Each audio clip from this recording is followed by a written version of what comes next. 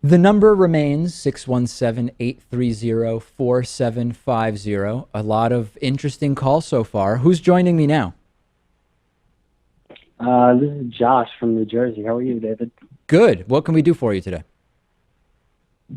Well, I have a question somewhat regarding Trump. I know you're probably sick of hearing about him, but this is something I've been thinking about a lot recently.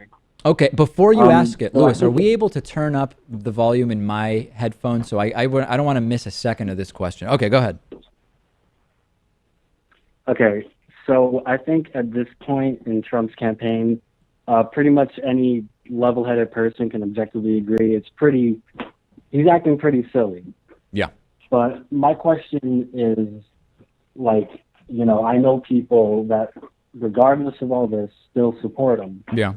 And in the past, it's kind of like, you don't want to be that one guy who stops being friends with like a close friend because of their political beliefs. But I think that this dude, Trump, is something totally different because it's not really like a political belief per se. Yeah. It kind of goes deeper than that. You know what I mean? Like people take it way too far.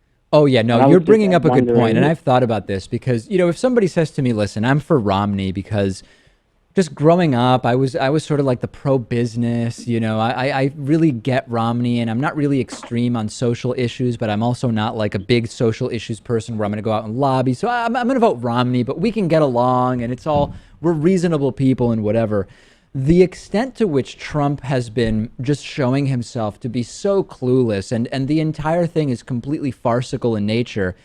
I've said many times now that to vote for Trump, you must be some combination of ignorant, apathetic, mentally deficient, or a genuinely bad person. And I think it has never been more true of any candidate than with Trump. And no doubt, I mean, I know a few people, Lewis, who I found out are voting for Trump that I know personally. I haven't necessarily spoken with them about it.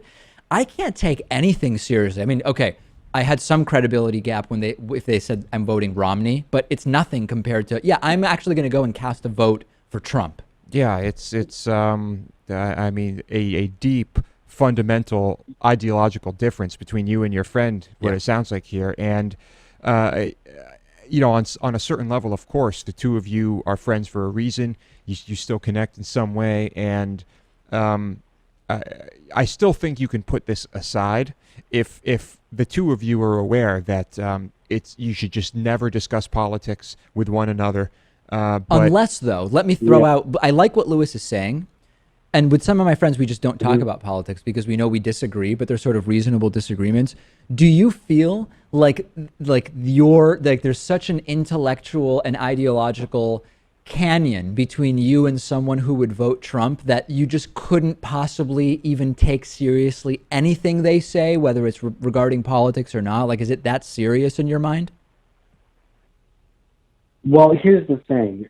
It's confusing because, the friend that I'm talking about, he's pretty, liberal and open-minded in terms of, other things and other interests. And he researches politics, I guess. But I feel like he's one of those people that researches it only in terms of like one viewpoint. And it's Yeah, like echo chamber, we right? don't really talk about it that much. But like with all this stupid stuff that Trump is just saying, it's kind of hard not to talk about it. You know what I Yeah. mean? No, I get it. I get it. Yeah, Yeah. well, that's tough. Let us know how it works out. I have a feeling that the Trump campaign will result in a lot of ended friendships and relationships. I can only imagine what a Trump presidency would result in. Thanks so much for the call. I know a lot of people in the audience probably struggling with pretty similar issues. Appreciate the call.